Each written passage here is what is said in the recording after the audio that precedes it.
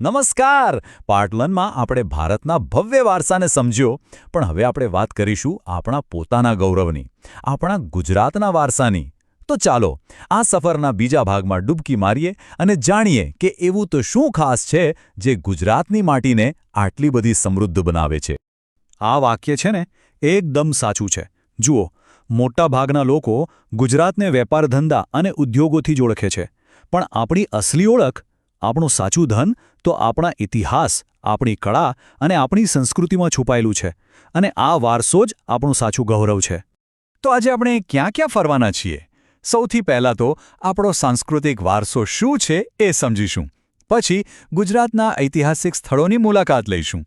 ત્યાંથી સીધા જઈશું રંગબેરંગી મેળામાં. અને છેલ્લે આ બધો અમૂલ્ય ખજાનો સાચવવો કેમ જરૂરી છે એની પણ વાત કરીશું. તો તૈયાર છો? ચાલો શરૂ કરીએ. તો ચાલો શરૂ કરીએ આપણા પહેલા અને સૌથી મહત્વના મુદ્દાથી, આપણો ભવ્ય સાંસ્કૃતિક વારસો. ગુજરાતની ધરતી પર ખરેખર જ્યાં પણ નજર કરો ને ત્યાં કળા અને સંસ્કૃતિ દેખાશે. ભવ્ય મંદિરોની નાની નાની કોતરણી હોય, જૂના કિલ્લાઓની મજબૂત દિવાલો હોય કે પછી પાણી સાચવવા માટે બનાવેલી આપણી વાવ, આ બધું જ આપણા ભવ્ય ભૂતકાળની સાબિતી છે. તો કોઈ પૂછે કે ગુજરાતના સાંસ્કૃતિક વારસામાં શું આવે, તો એમાં બધું જ આવી જાય. હજારો વર્ષ જૂના ધોળાવીરા જેવા પુરાતત્વીય સ્થળો, આપણા સોમનાથ અને દ્વારકા જેવા પવિત્ર યાત્રાધામો, મોઢેરાના સૂર્યમંદિર જેવી અદ્ભુત સ્થાપત્યકળા અને આપણા ગરબા અને ઉત્સવો જે આજે પણ જીવંત છે. આ બધું મળીને જ તો આપણા ગુજરાતની આગવી ઓળખ બને છે. ચાલો ત્યારે હવે ટાઈમ મશીનમાં બેસીને થોડા ઇતિહાસના પાના ફેરવીએ. જોઈએ તો ખરા ગુજરાતમાં એવી કઈ કઈ જગ્યાઓ છે જે આપણને સદીઓ જૂના સમયમાં પાછા લઈ જાય છે. આપણી આ ઐતિહાસિક સફર શરૂ થાય છે આજથી લગભગ 5000 વર્ષ પહેલાં.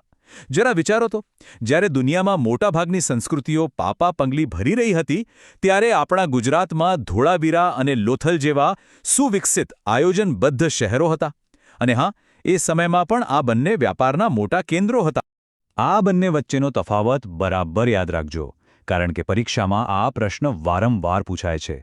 જુઓ, ધોળાવીરા જે કચ્છમાં આવેલું છે એ એની પરફેક્ટ નગર રચના એટલે કે એના પ્લાનિંગ માટે જગવિખ્યાત છે. બીજી બાજુ લોથલ જે અમદાવાદ પાસે છે એ એક પ્રાચીન બંદર હતું. ત્યાંથી તો વહાણ લાંગરવા માટેનો ધક્કો, જેને આપણે અંગ્રેજીમાં ડોકયાર્ડ કહીએ છીએ, એ પણ મળ્યું છે. આ એ વાતની સાબિતી છે કે હજારો વર્ષો પહેલાં પણ ગુજરાત દરિયાઈ વેપારથી દુનિયા સાથે જોડાયેલું હતું. અરે, આ તો માત્ર શરૂઆત છે. ગુજરાતમાં તો આવા ઐતિહાસિક ખજાના ભરેલા છે, જેમ કે જૂનાગઢમાં ગિરનાર પર સમ્રાટ અશોકનો શિલાલેખ, મોઢેરાનું એ અદ્ભુત સૂર્યમંદિર જ્યાં સૂર્યનું પહેલું કિરણ સીધું ગર્ભગૃહમાં પડતું, UNESCO world heritage site Champaner Pavagadh, સિદ્ધપુરનો ભવ્ય રુદ્રમહાલય અને આપણા અમદાવાદની શાન, જામા મસ્જિદ, રહસ્યથી ભરેલા ઝૂલતા મિનારા અને પથ્થરમાં કવિતા જેવી કોતરાયેલી સીબી સૈયદની જાળી. દરેક સ્થળની પોતાની એક અલગ જ કહાણી છે. ચાલો ઇતિહાસની ગલીઓમાંથી હવે સીધા આવી જઈએ ગુજરાતના ધબકતા હૈયામાં, એટલે કે આપણા રંગબેરંગી મેળાઓમાં. મેળો એટલે ખાલી ચકડોળ કે ખાણીપીણી નહીં ભાઈ. મેળો એટલે તો ગુજરાતના લોકજીવનનો જીવંત ધબકાર. અહીં જ આપણી સંસ્કૃતિના સાચા રંગો જોવા મળે છે. ક્યારે વિચાર્યું છે કે ગુજરાતના મેળાઓ આટલા બધા પ્રખ્યાત અને આટલા ખાસ કેમ છે? કારણ કે આ મેળાઓ માત્ર મનોરંજન માટે નથી. અહીંયા તો ભક્તિ, કળા, પરંપરા અને લોકસંસ્કૃતિનો એક જીવંત સંગમ રચાય છે. અહીં ગુજરાતનું હૈયું ધબકે છે. તો સૌથી પહેલાં વાત કરીએ તરણેતરના મેળાની. સુરેન્દ્રનગરમાં ભાદરવા મહિનામાં ભરાતા આ મેળાની ખાસ ઓળખ છે એની રંગબેરંગી ભરત ગૂંથણવાળી છત્રીઓ. લોકો ખાસ આ છત્રીઓ લઈને મેળામાં આવે છે. અને બીજી એક મજાની વાત, અહીં ગ્રામીણ ઓલિમ્પિક પણ યોજાય છે. આ બે મુદ્દા, છત્રીઓ અને ગ્રામીણ ઓલિમ્પિક, પરીક્ષા માટે ખાસ યાદ રાખજો. હવે વાત કરીએ ગુજરાતના સૌથી મોટા મેળાની. એ છે અંબાજીમાં ભરાતો ભાદરવી પૂનમનો મેળો. જરા કલ્પના તો કરો, ભાદરવી પૂનમના દિવસે લાખો શ્રદ્ધાળુઓ પગપાળા ચાલીને માં અંબાના દર્શન માટે ઉમટી પડે છે. આસ્થા અને ભક્તિનો આવો મહાસાગર બીજે ક્યાંય જોવા ન મળે. અરવલ્લી જિલ્લામાં શામળાજીનો મેળો પણ બહુ જ ખાસ છે. કારતક મહિનામાં યોજાતા આ મેળામાં આદિવાસી સંસ્કૃતિના અદ્ભુત રંગો જોવા મળે છે. એમના પરંપરાગત કપડાં, એમનું સંગીત અને એમના નૃત્ય, આ બધું મળીને માહોલને એકદમ જીવંત બનાવી દે છે. અને હવે એક જરા હટકે મહોત્સવ. મોઢેરાનો ઉત્તરાર્ધ નૃત્ય મહોત્સવ.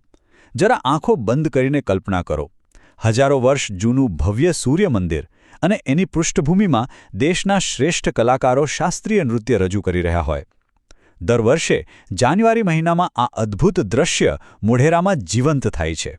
આ મેળાઓ તો આપણી સંસ્કૃતિની માત્ર એક ઝલક છે, પણ સાચો વારસો તો આપણા રોજિંદા જીવનમાં, આપણા તહેવારોમાં, આપણી પરંપરાઓમાં અને આપણી જીવનશૈલીમાં વણાયેલો છે. ચાલો એને પણ થોડું નજીકથી ઓળખીએ. ગુજરાતની અસલી ઓળખ શું છે? એ છે નવરાત્રિના ગરબા, જે આજે દુનિયાભરમાં ધૂમ મચાવે છે. એ છે ભવાઈ જેવું આપણું સદીઓ જૂનું લોકનાટ્ય. એ છે આપણા કચ્છ અને સૌરાષ્ટ્રના ભાતીગળ પહેરવેશ અને એમના ભરતકામ. અને હા, આપણી કાઠિયાવાડી, સુરતી અને ચરોતરી જેવી મીઠી મધુરી બોલીઓ. આ બધું જ તો આપણી સંસ્કૃતિને સતત ધબકતી રાખે છે.